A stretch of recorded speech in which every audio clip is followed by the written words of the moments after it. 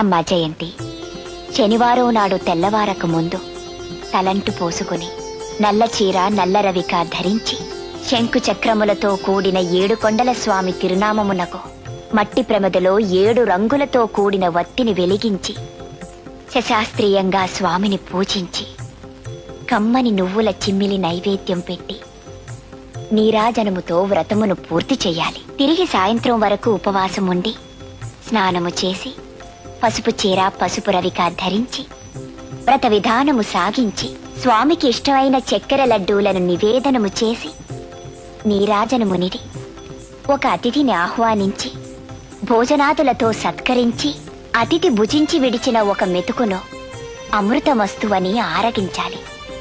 అప్పటికి ఆనాటి శనివార వ్రతం పూర్తవుతుంది. ఈ విధంగా 7 శనివారములు వ్రతమును చేసినచో ఉద్దేశించిన